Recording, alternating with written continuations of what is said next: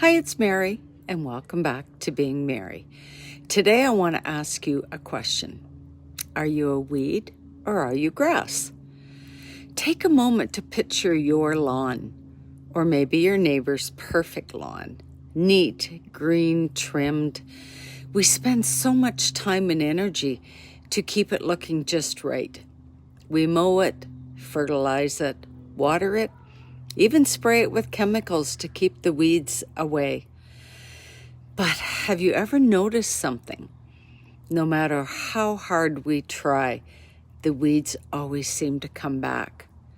And not only that, in the middle of a hot, dry summer, when the grass turns brown and brittle, those weeds, they're still standing.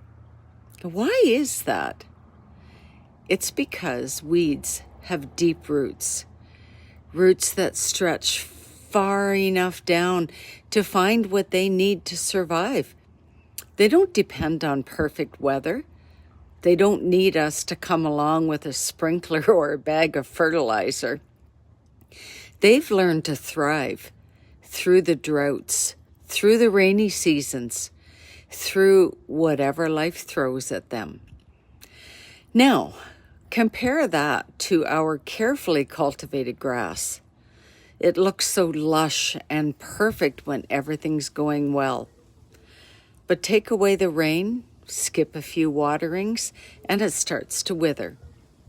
Sometimes once it's gone, we even have to reseed and start all over. So I wonder, are we more like the grass or are we more like the weeds?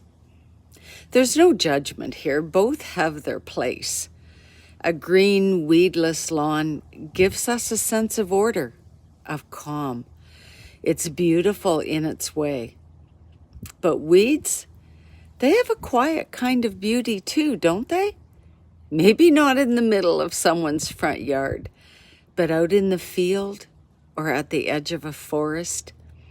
Dandelions, wildflowers, clover, all technically weeds, yet still lovely and resilient.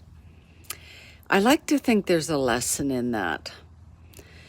No matter how we look on the outside, whether we feel polished and perfect or messy and wild, what really matters is what's going on underneath, how deep our roots are, how we connect with others, even underground, how we keep showing up, even in a drought. So today, take a moment to ask yourself, where do you get your strength? What keeps you grounded? Are you a weed or are you grass? And maybe, just maybe, there's room for both. So, I want to thank you so much for listening to this podcast of deep roots and green lawns.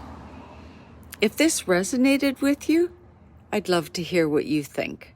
Send me a message, share your story, or even tell me about the weeds in your own life. Until next time, keep walking, keep growing deep, and keep being you.